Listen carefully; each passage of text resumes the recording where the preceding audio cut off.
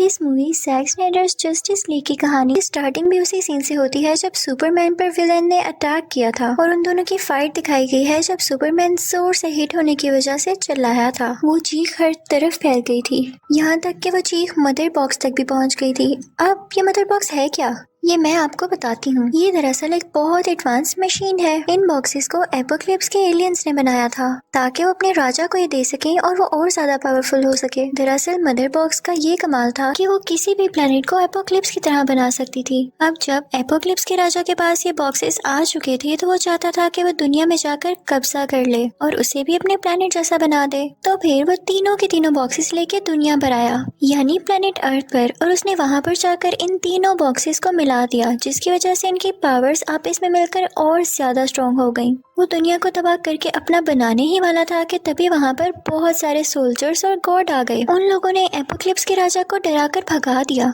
जल्दी में उनके मदर बॉक्स यहीं पर रह गए। अब उस वक्त प्लेनेट अर्थ में 3 अलग अलग किंगडम्स थे। उन लोगों ने फैसला किया कि हर किंगडम एक बॉक्स अपने पास रख लेगा। उन किंगडम वालों ने इस बॉक्स का बहुत ख्याल रखा कि कहीं ये खुल ना जाए। उन लोगों ने इन बॉक्सेस को काफी सेफ जगह पर छुपाया हुआ था। आज तक कोई इन बॉक्सेस को हाथ नहीं लगा सका था और ना ये बॉक्सेस खराब हुए थे। इसी के साथ कई 100 साल, कई 1000 साल गुजर गए। उस बॉक्स की वजह से कोई तबाही नहीं हुई और ना ही कोई ऐसा आया जो उस बॉक्स को हिला सके अपनी जगह से। लेकिन फिर इस दुनिया में आया सुपरमैन। फिर अचानक से सुपरमैन की डेथ हो गई। किसी को इस बात का यकीन नहीं था और अचानक से इस चेंजिंग से उन बॉक्स में हलचल होना शुरू हो गई। वो बॉक्स अपने आप मूव करने लगे। उसी दौरान एक किंगडम के पास पड़ा हुआ बॉक्स खुल गया और उससे बाहर आया सींगों वाला एलियन, जो कि एपोक्लिप्स के राजा ने चुना था। लेकिन इस एलियन में और एपोक्लिप्स के राजा में कोई बहस हो गई थी और राजा ने इसे अपने प्लेनेट से ये कहते हुए निकाल दिया था कि जाओ, तुम तब तक इस प्लेनेट में नहीं आ सकते जब तक कि दूसरे प्लेनेट्स को ना जीत लाओ। और अब जबकि ये मदर बॉक्स से बाहर आ चुका था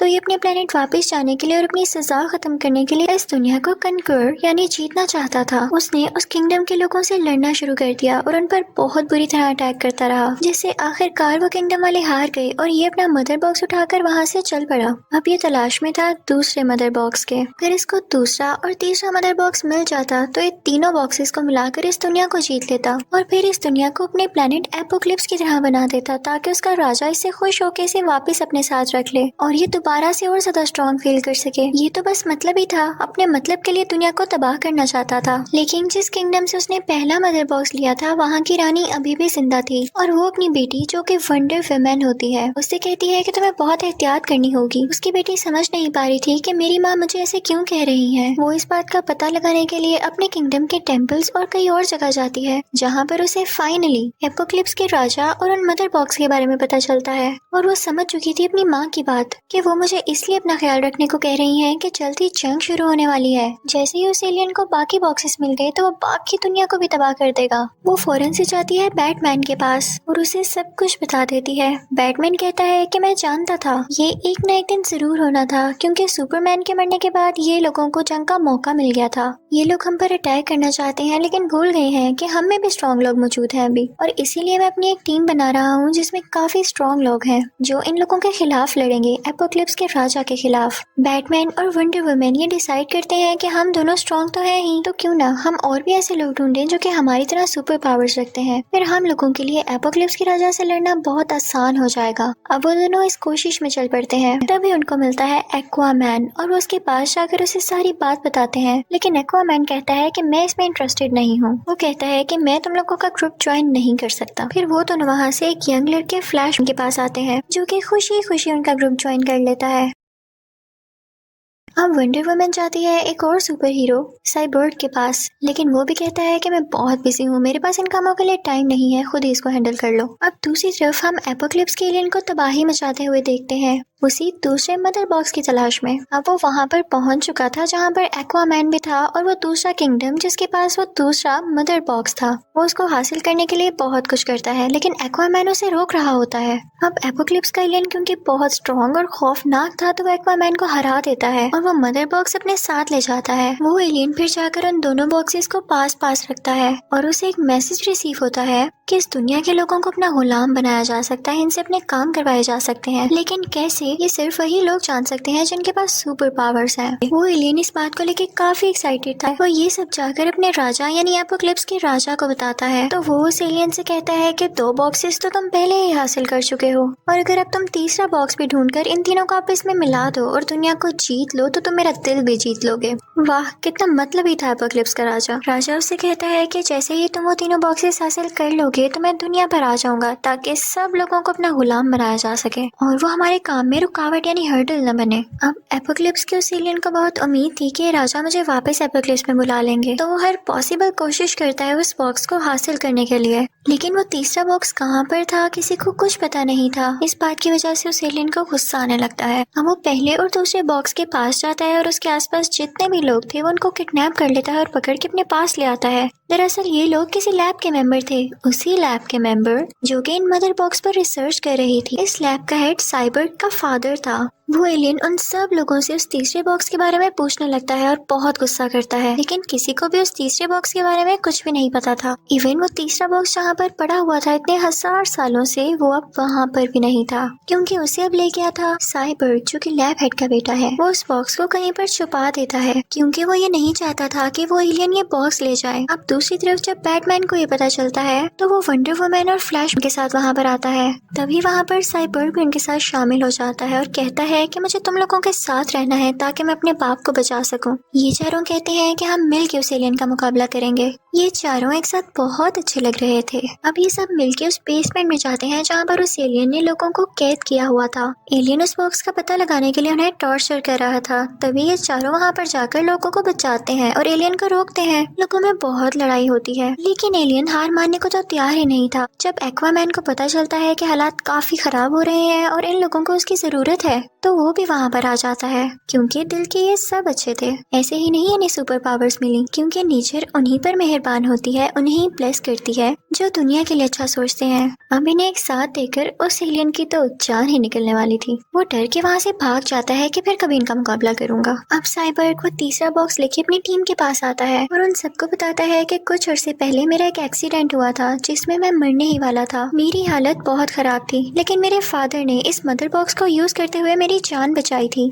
उसकी ये बात सुनते ही बाकी लोगों के दिमाग में क्लिक होता है कि अगर इसे मरते मरते बचाया गया था तो इस बॉक्स को यूज करते हुए सुपरमैन को भी तो जिंदा किया जा सकता है। वो सब जानते थे कि सुपरमैन से ज्यादा स्ट्रॉन्ग कोई और नहीं है और अगर वो इनकी टीम में आ गया तो ये लोग आसानी से एपोकलिप्स के राजा और एलियन को हरा सकेंगे। हम वो सब एक प्लान बनाते हैं जिसे सुपरमैन को उन लोगों ने जिंदा करना था। वो वहाँ पर जाते हैं जहाँ पर वो दफन था, यानी उसकी ग्रेव थी, जहाँ पर वो उसे बाहर निकालते हैं। वो सब उसकी बॉडी को लेके एक शिप में जाते हैं। वो उसकी बॉडी को भी वहाँ पर रख देते हैं और फिर उसके ऊपर लाते हैं वो मदर बॉक्स ताकि उस मदर बॉक्स की और क्रिप्टन स्पेसशिप की एनर्जी से सुपरमैन को जिंदा किया जा सके। लेकिन मसला ये था कि वो मदर बॉक्स एक्टिवेट ही नहीं था। उसे यूज करने के लिए भी कुछ एनर्जी चाहिए थी ताकि उसे एक्टिवेट किया जा सके। फ्लैश उन लोगों से कहता है कि मैं इस मामले में तुम लोगों की हेल्प कर सकता हूँ, मदद कर सकता हूँ। वो कहता है कि मैं जब भी अपनी एनर्जी यूज करता हूँ तो मेरे आसपास इलेक्ट्रिकल वेव्स बनने लगती हैं जो कि एक एनर्जी ही है। वो कहता है कि मैं मदर बॉक्स के पास जाके उसे एक्टिवेट कर सकता हूँ,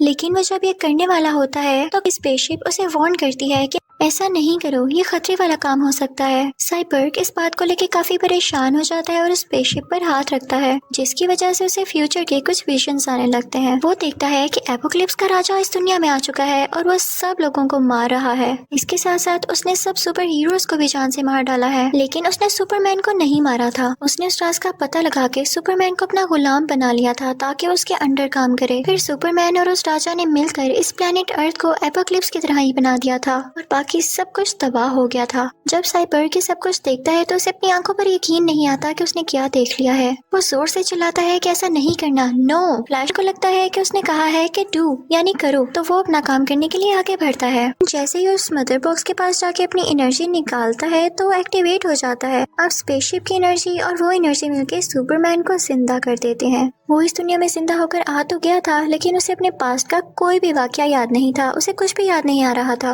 वो भी चीजों पर गौर कर ही रहा होता है कि उसके सामने साइबर्ग आ जाता है। साइबर्ग में चूंकि कुछ मशीनरी थी तो वो उसे खतरा समझ के उस पर शूट कर देती है ऑटोमेटिकली ही। सुपरमैन को बेशक कुछ याद नहीं था, लेकिन उसमें वो पावर अभी भी थी जब वो आंखों से अपनी लेजर निकाल सकता था। वो वही लेजर यूज करते हुए साइबर्ग पर अटैक करने लगता है। वो बाकी सब सुपर हीरोज पर भी अटैक करने लगता है और सब उसे रोकने लगते हैं, लेकिन वो इतना ज्यादा पावरफुल था कि कोई भी उसे रोक नहीं पा रहा था। तभी उसके सामने वो न्यूज रिपोर्टर आ जाती है जिसे वो शुरू में पसंद किया करता था, उससे प्यार किया करता था। वो जैसे ही उसे देखता है उसे सब कुछ आहिस्ता आहिस्ता याद आने लगता है और फिर वो लोग अपने घर आ जाते हैं जहाँ पर उसे सब कुछ याद आ जाता है कि वो असल में है क्या। अब दूसरी तरफ हम देखते हैं कि क्योंकि तीसरा मदर बॉक्स अब एक्टिवेट हो चुका था तो उसकी वेव्स एपोक्लिप्स के एलियन तक भी जा रही थी, जिसकी वजह से उसे पता चल जाता है कि ये है कहाँ पर और वो वहाँ पर आ जाता है। दुनिया को तबाह होने से बचाने के लिए उस लैब का हेड इस बॉक्स को उठा के अपनी लैब में ले आता है। वो उस पर लेजर शूट करने लगता है, लेकिन उसकी वजह से उनकी अपनी ही डेथ हो जाती है। और तभी वहाँ पर आता है एपोक्लिप्स का एलियन और उस आखिरी बॉक्स को भी अपने साथ ले जाता है।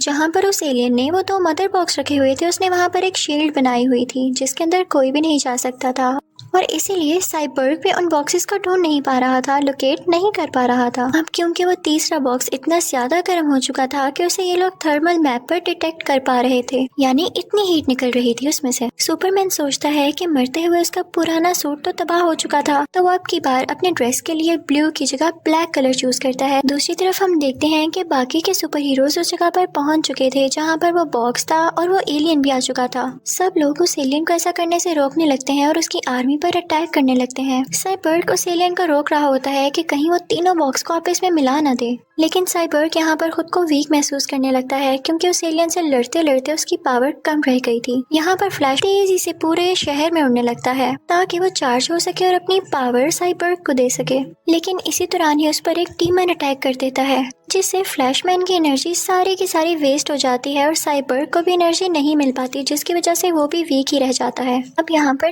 तीनों मदर बॉक्स एक हो चुके थे, एक साथ मिल चुके थे, लेकिन तभी वहाँ पर सुपरमैन भी आ जाता है जो उस एलियन से काफी लड़ता है और उसे नीचे गिरा देता है, उसे काफी जख्मी कर देता है। लेकिन अब मदर बॉक्स मिलने की वजह से वहाँ पर बहुत बड़ा ब्लास्ट होता है और सारे के सारे सुपर हीरोज उसमें मारे जाते हैं। हमें बहुत दूर फ्लैश दिखाया जाता है, जहाँ पर धमाका हुआ था वो उस जगह से काफी दूर था क्योंकि वो शहर के दूसरी तरफ था। वो अभी भी जिंदा था और वो इतनी तेज स्पीड से उस जगह की तरफ बढ़ने लगता है, भागने लगता है। उसकी इलेक्ट्रिकल वेव्स की वजह से वो धमाका रिवर्स होने लगता है, टाइम पीछे की तरफ जाने लगता है। जैसे जैसे वो आगे बढ़ रहा था धमाका रिवर्स हो रहा था, जिसकी वजह से वो सब सुपर हीरोज वापस से जिंदा होने लगते हैं। और अब वो पहुंच जाता है सीधा साइबर्ग के पास, जहाँ पर उसने उन मदर बॉक्स को रोकने की कोशिश की थी। वो जाकर साइबर्ग को फौरन से अपनी पावर दे देता है और वो स्ट्रॉन्ग फील करने लगता है। साइबर्ग उन तीनों मदर बॉक्स को अलहदा कर देता है। सुपरमैन भी वहाँ पर आ जाता है और अपनी पावर से फाइनली उन तीनों बॉक्सेस को अलहदा कर देता है। लेकिन जब पहले ये तीनों मदर बॉक्स आपस में मिल रहे थे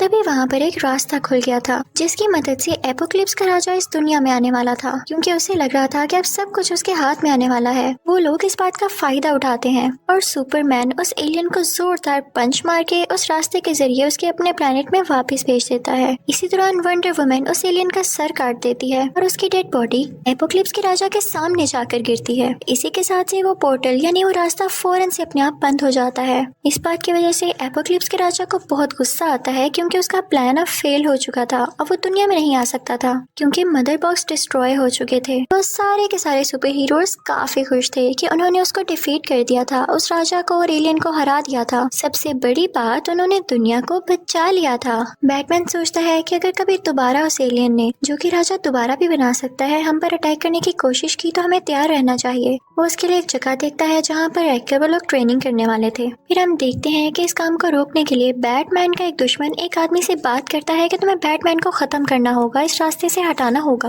अब की बार बैटमैन को एक ख्वाब आता है, या यूं कह लें कि उसे भी विजन आता है कि सुपरमैन बहुत बुरा बन चुका है और एपोक्लिप्स का राजा इस दुनिया में फिर से आ चुका है और उन दोनों ने मिलकर दुनिया पर राज कर लिया है। लेकिन साथ ही वो अपने इस ख्वाब से जाग जाता है। वो बाहर जाकर देखता है तो वहाँ पर एक एलियन खड़ा होता है। वो कहता है कि मैं बहुत खतरनाक हूँ और मैं इस दुनिया में काफी अरसे से छुप कर रह रहा था, लेकिन अब मैंने सोचा है कि मैं आपकी टीम में आ जाऊँ, क्योंकि ये बात सच है कि एपोक्लिप्स का राजा यहाँ पर जरूर आएगा और मैं चाहता हूँ कि हम मिल के उसके खिलाफ लड़ें। और बस यहीं पर यह मूवी एंड हो जाती है। यानी हम फ्यूचर के बारे में कुछ नहीं कह सकते कि वो राजा दोबारा आएगा या नहीं और सुपरमैन बुरा बनेगा या नहीं। Thank you for watching.